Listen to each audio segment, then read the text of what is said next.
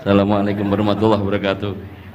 Pada Habibana Jindan, Gus Baha dan semuanya, langsung saja mengikuti daripada apa yang disampaikan Gus Baha, yaitu gerakan Cangkem Elek.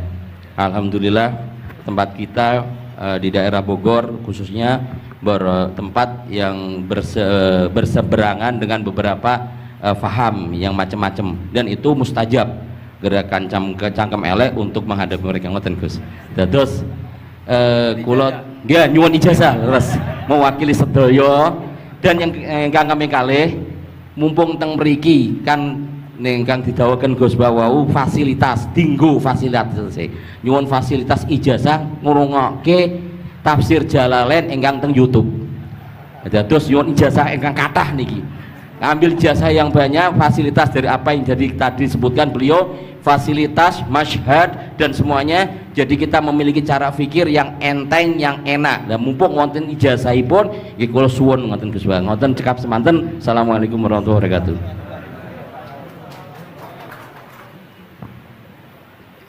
Assalamualaikum warahmatullahi wabarakatuh. Gus Pak, saya Nawawi Bahrudin. Kalau secara organisasi saya dari PCNU Kota Tangerang. Saya Mustasar. Bersyukur sekali saya bisa berjumpa dengan Gus Baha dan Habib Jindan, yang beliau ini keduanya adalah idola saya. Kalau boleh ngaku, saya ini ngaku sebagai santri kalong virtual via YouTube Gus Baha dan Habib Jindan. Jadi apa namanya, sejak kecil saya ini dididik secara tradisi tasawuf yang agak tersangat keras begitu ya. Kalau saya boleh cerita nih, ada ponakan saya nih Ustaz Samsuri, kami tuh keluarga besar kami tidak ada yang dulu miara TV Gus, televisi nggak ada, bunga bank juga susah gitu, musik itu haram, speaker ini juga haram nih dulu. Nah perkembangannya kemudian semakin besar, ada idola-idola kami yang agak keras begitu melontarkan kritik kepada pemerintah, yang kemudian itu membuat saya galau gitu ya, kenapa ulama-ulama kita bersikap terhadap pemerintah keras memberikan kritik. Nah saya menemukan jawaban bertemu dengan Habib Jindan via YouTube tentunya dulu ya, walaupun saya kebetulan pernah juga silaturahim, kemudian juga dengan Gus Baha. Ini ada perspektif yang berbeda gitu ya, antara relasi ulama dengan umaro. Pendekatannya itu tidak yang kritik, yang bukan sekedar kritik tapi adalah menghujat. Nah ini saya temukan formula yang sangat menjawab kebutuhan saya pribadi, sehingga istri saya ini udah mulai cemburu sama Gus Baha karena saya terlalu sering nonton YouTube Gus Baha. Gitu. Nah yang kedua soal sanad ya, salah satu bukti saya pernah dengar cerita Gus Baha, agama itu adalah bir riwayah, oleh karena itu perlu sanad. Nah saya merindukan bersanad dengan Gus Baha nih, tapi kan saya bukan santri yang secara langsung, oleh karena itu dalam kesempatan ini saya ingin minta rukhsah sebetulnya Gus dan Habib, kami ini kalau boleh mewakili diakui sebagai murid Gus Baha, bisa bersanad walaupun dalam pertemuan tatap mukanya saat ini aja baru. Mudah-mudahan ke depan bisa dilanjutkan. Terima kasih Gus. Assalamualaikum warahmatullahi wabarakatuh. Nggak apa-apa Ustadz, sahabat aja sekali ketemu Nabi langsung jadi sahabat kok. Baik, Gus Baha barangkali duluan. Kiai Abdurrahman Sahal, Kiai Ustadz Nawawi. Gus yang bagian ngeleng-ngeleng. Iya, apa saya Gus? Iya. Begini ya, masalah Cangkem Elek tadi ya. Bakat tuh sampean? Sudah, alhamdulillah sudah bakat. Karena kalau lewat Habib Jindan tidak pantas, beliau biar sempurna saja, tidak usah sanad itu. Jadi begini, dulu ketika Sulhul Hudaybiyah itu kan umat Islam sedikit sekali, terus dipaksa untuk pulang dari Mekah, tidak boleh umroh. Terus sahabat berkomitmen berani mati bela-belain Rasulullah Shallallahu Alaihi Wasallam. Ketika berani mati ini digojlok sama orang musyrik. Jangan-jangan setelah kami perang betul, kamu meninggalkan Muhammad. Ini yang omongannya orang musyrik. Abu Bakar itu semua ulama tahu kalimat itu, cuma tidak usah diterjemah. Umsus bidrollat katanya. Itu padahal Abu Bakar yang ngertikan itu. karena memang ekstrim. Terus kedua, ada orang Bedui itu ngukur seorang nabi itu dengan hal-hal yang kurang baik. Misalnya begini, ya Muhammad, kamu ngeklaim tahu berita langit, coba unta saya yang hilang itu di mana? Katanya tahu berita langit, sekarang tahu nggak unta saya hilang itu di mana? Mobil saya di mana? Begitu juga ketika untanya hamil, bunting itu tanya, Muhammad, kalau kamu nabi katanya tahu berita langit, kamu tahu isinya yang di unta saya ini? Itu ada sahabat yang saking nggak kuatnya demi bela nabi itu, udah kalau tanya gitu tanya saya terus. Terus si tadi orang tadi dibilangin sahabat, nazauta 'alaiha fakanat minha sakhlah. Jadi intinya ini Habib Jintan biar senyum-senyum aja. Jadi intinya kadang ad-difa sama orang-orang gitu mau tidak mau nggak ada pilihan itu. Kalau yang ma'ruf di Quran ya uffil lakum wa lima ta'buduna min dunillah. Jadi ketika Nabi Ibrahim, ini sering saya patah-patah supaya tidak paham semua karena ini sanad kurang baik. Tapi kebutuhan gitu. Biasanya yang minta itu yang jenisnya ya seperti ini yang sudah cangkem elek cuma butuh legitimasi gitu. Jadi dia butuh nggak tanggung jawab, dilimpahkan ke saya. Kalau saya kalaupun salah kafaroh saya banyak. Saya kan ngapalin Quran. Kalau orang itu hafal Quran, inna wa ta'ala la yu'adzibu qalban wa al Quran. Kalau kamu sekali salah, adabnya banyak. Kalau saya punya penawar banyak itu. Jadi faja'alahum judadan tadi. Siapa yang memecahi berhala ini? Kata Ibrahim, ya yang bawa kapak. Kenapa mecahin? Mungkin sentimen dia ingin disembah sendiri katanya. Tanya yang bawa kapak. Kata orang-orang kafir, kamu kan tahu berhala itu tidak bisa ngomong, masa disuruh nanya gitu. Otak kamu di mana? Nggak bisa ngomong, nggak disuruh nanya. Otak kamu di mana? Terus Ibrahim balik. Ya balik apa? Balik ngendikan, balik mengatakan uffil lakum. Otak kamu lalu di mana? Kayak ditanya aja tidak bisa jawab kok kamu sembah. Jadi di beberapa kesempatan sahabat belain Nabi sampai gitu. Jadi banyak orang Bedui, orang-orang peradaban, karena Nabi itu memang nyatanya mendapat berita dari langit. Mereka terus itu dijadikan alasan. Unta saya hilang di mana Muhammad? Ini di mana? Unta saya ini hamil itu bentuknya kayak apa? Katanya kamu tahu berita langit, masa gini aja enggak tahu? Ya terus tadi saya enggak tahu, sahabatnya mungkin kayak jenengan enggak tahu saya. Terus dia ambil, udah tanya saya aja, nazauta 'alaiha fakanat minka minha sakhlah. Nazauta itu sudah paling anaknya ya kayak kamu lah, kamu yang nazauta 'alaiha, enggak usah diterjemah nazauta 'alaiha itu, tapi potongan-potongan gini tahu kira nazauta 'alaiha itu kayak. Artinya ya memang dalam banyak hal memang nggak bisa dihindari hal-hal seperti itu. Ya tapi tentu yang suasananya ilmiah, bukan hadzun nafsi ya, suasananya yang ilmiah bukan apa?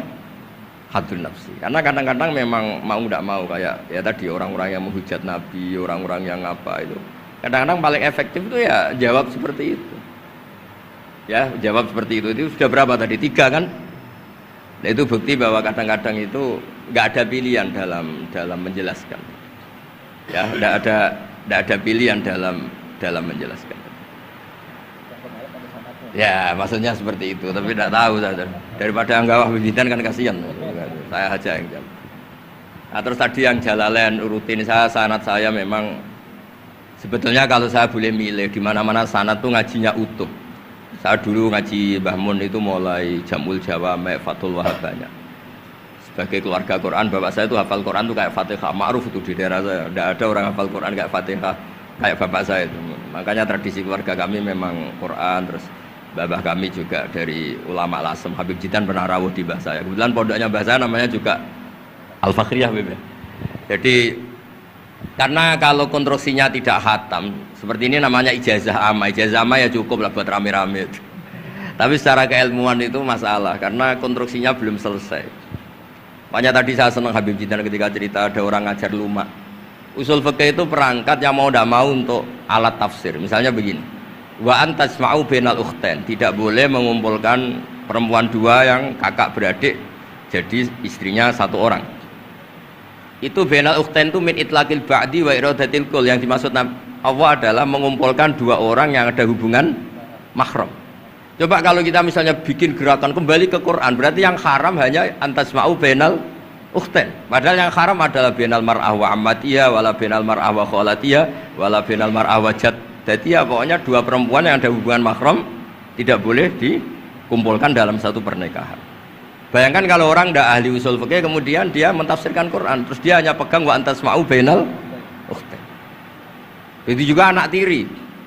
Ada aturannya, lafadz yang keluar karena ghalib itu tidak punya makna. Misalnya begini, anak tiri yang nggak boleh dinikahi adalah waroba ibukumul lati fi hujurikum, anak tiri yang serumah. Padahal anak tiri serumah tidak serumah, kalau ibunya sudah kamu kumpulin kan tidak boleh dinikah. Lalu kata fi hujurikum di sini adalah yakhruju makhrujal ghalib. Ya umumnya anak tiri itu serumah, tapi bukan punya ikatan apa? Hukum.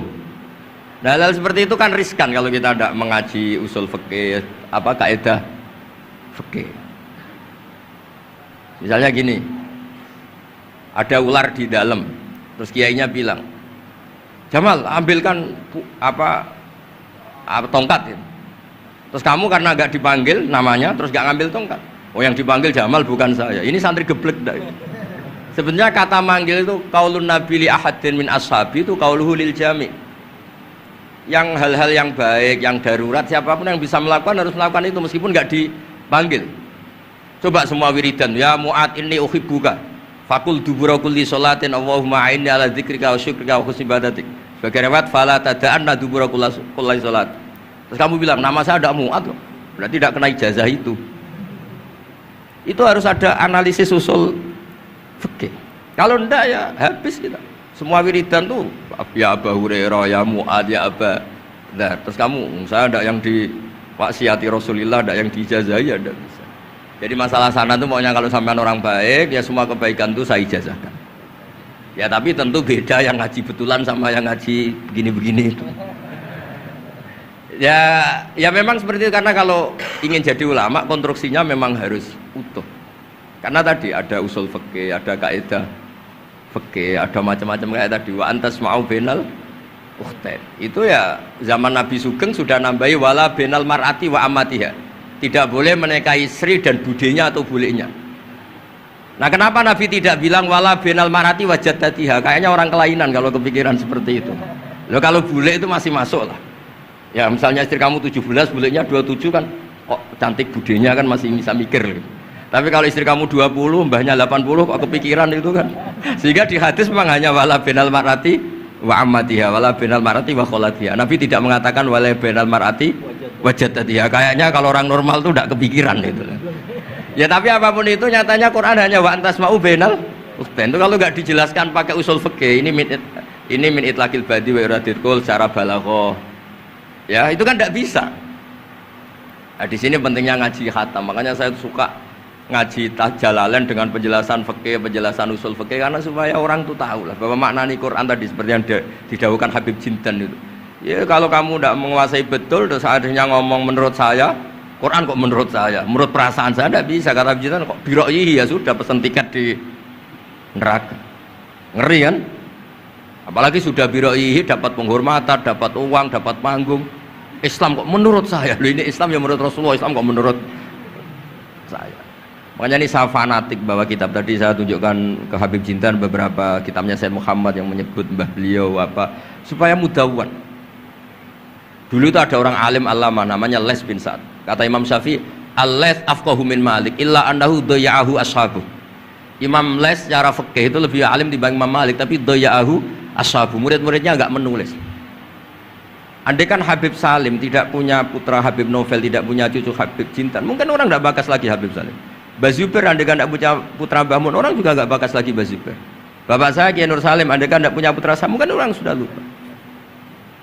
Dulu ini cerita yang paling ekstrim. Dulu Nabi Ibrahim pernah dikira Yahudi karena punya keturunan namanya Yahuda bin Yakub bin Ishak bin Ibrahim. Ketika Yahuda punya perilaku tertentu seakan-akan itu dari mbah-mbahnya. Baru setelah Rasulullah SAW memaklumatkan ad-dinul hanif, ad-dinul Islam millatun hanifiyah, millata abikum Ibrahim. Baru terpulihkan nama Ibrahim. Makanya kalau dalam nasihat Arab itu kama takarrama bi Muhammadin adnan. Dulu orang tuh nggak tahu Adnan itu siapa, Qusay itu siapa, Kilab itu siapa. Gara-gara punya cucu yang bernama Rasulullah Muhammad SAW, Sayyidul Khalqi, orang nyari-nyari Abdullah itu siapa, Abdul Muthalib itu siapa, Hashim itu siapa. Akhirnya diketahui Sayyid Abdul itu orang yang ganteng, perilakunya baik. Abdul Muthalib itu orang yang pertama sering makan-makan, ngasih makan orang haji, gini-gini. dikatakan Syaibatul Hamdi karena terus orang ini dikatakan wasumia fi sulbin Nabi sallallahu alaihi wasallam dzakara wa ta'ala walabba, ini dikatakan kusoi litaqosi fi biladi qudaatal qosiyah, terus dikatakan kilab likas roti takalubi fil ardi karena orangnya aktif sering berjuang di mana-mana. Terus jadi makanya kalau jenengan punya anak punya cucu doakan jadi orang baik karena status Anda ini tertera cucu-cucu Anda. Lho nggih misalnya bapak sampean alim terus putune nak domino di situ, mabuk-mabuk di situ. Itu disatakan makam keramat apa tempat mabuk. Nah, makanya dzurriyyah ini penting. Makanya ketika Allah memberi hadiah pada Rasulullah Muhammad SAW kepada semua nabi, itu yang disebut wa ja'alna dzurriyyatahu humul baqin. Ketika dikatakan kalimat tauhid juga wa ja'alaha kalimatam baqiyatan fi aqibi. Makanya ukuran orang baik itu ya anaknya, cucunya, apa-apanya, karena ini yang meneruskan status kita. Ya jelas ya. Itu kalau Anda ini ngaji khatam, konstruksi itu tahu. Tapi kalau tidak khatam, ya hanya modal qabilna terus. Ya tapi agak apa-apa daripada sama sekali. Malah yudraku kullu la yudraku kullu. Nggih, kersane disambung Habib Citra. Mau kersane kula ingin ikut dengar itu ya. Yang kembali ada usaha satu aja Beb. Jenengan enggak patut yang sanad saja. Mboten sampun. Mboten sampun. Yang sanad ijazah amal. كما إن صحت لنا الإجازة كما أجازنا سيد الوالد الحبيب نوفل بن سالم بن أحمد بن جندان عن والده الحبيب سالم بن أحمد بن جندان عن شيوخه جميعا وعن الوالد الحبيب نوفل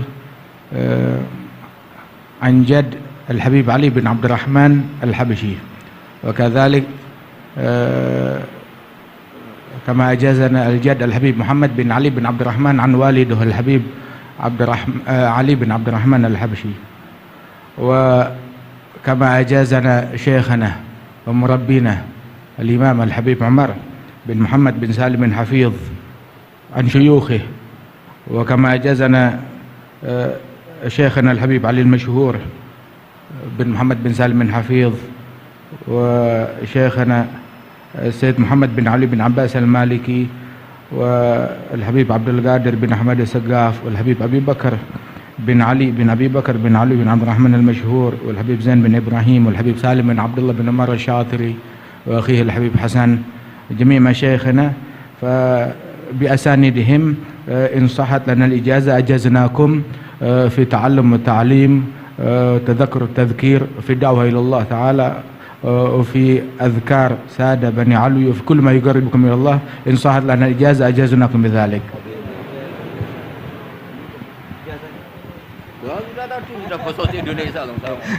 Jadi ijazahnya Gus Baha pakai bahasa Indonesia kata. Jadi kita belum qabil tuh tadi. Insyaallah ya, insyaallah. Ada al-iznu bima'na al-ijazah, insyaallah. Jadi sudah diizinkan yaitu ijazah cangkem elek tadi dengan ijazahnya pengajian beliau lewat medsos, insyaallah bil izin ya, karena kalau kita mengaji kitab itu tidak perlu ijazah lagi sebetulnya kalau udah qiraatan ala syekh bimana iznuhu wa ijazatuhu insyaallah. Dan sanadnya tadi sudah diberikan juga oleh Habib Jindan dari para guru beliau, dan mudah-mudahan kita beroleh manfaat dan barokah dengan majelis ini, dengan begitu banyaknya ilmu dan ma'rifah yang kita peroleh, bahkan kita julus mujalasatul alim, ini termasuk juga dalam kebaikan yang kita dapatkan di hari Asyura ini. Dan karena di dalam Asyura itu ada zur aliman, ziarahi orang alim, dan kita sudah melakukan itu dengan ziarahnya dengan Habib Jindan dan Gus Baha. Dan insya Allah mudah-mudahan kita semua pulang ini beroleh banyak gembolan pahala ya, insya Allah ya, gembolan pahala dan ijazah dari kedua beliau insya Allah ya.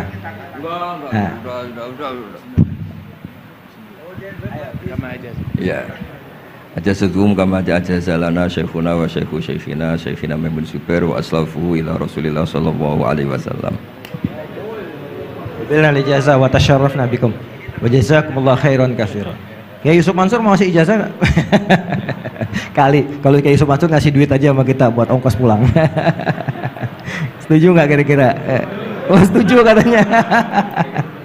Baik, baik. Alhamdulillah majelis kita berjalan begitu lancar, mudah, tidak ada gangguan kendala dan semuanya pasti karena barokah para masyayikh kita, para ulama-ulama aslafun saleh yang telah meridhoi dan ridho dengan majelis kita ini. Kita doakan guru-guru kita yang ada di depan ini, beliau-beliau semoga selalu diberikan sehat, panjang umur dalam doa, dalam memberikan manfaat dan ilmunya kepada kita semua, dan menjadikan kita semua yang ada di majelis ini juga selalu menjadi tullabul ilm yang istiqomah, yang selalu meneruskan, insya Allah kita teruskan kepada generasi penerus kita, anak-anak cucu kita dalam tradisi keilmuan ahlu sunnah wal jamaah yang insya Allah akan selalu eksis di bumi Nusantara ini. Amin ya rabbal alamin. Saya sebagai moderator mohon maaf jika ada kalimat yang keliru dan salah. Kita akhiri dengan membaca subhanakallahumma wa bihamdika asyhadu an la ilaha illa anta astaghfiruka wa atubu ilaik. Dan sebelumnya ada pemberian cindramata oleh Yayasan Fakhriyah kepada Gus Baha dari Habib Jindan.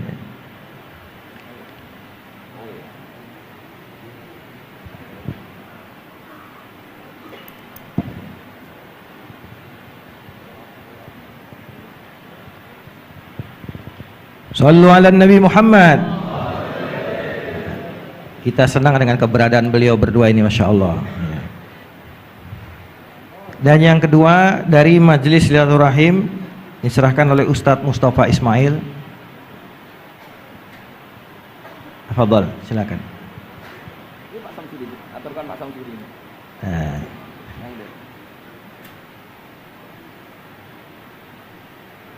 Ini plakat nih, banyak ini. Nanti Gus Baha di rumahnya banyak plakat ini. Mudah-mudahan lemarinya ada Gus ya buat banyak.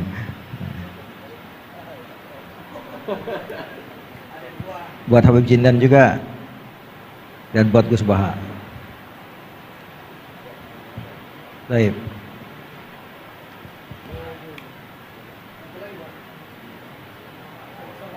Ustaz, ya.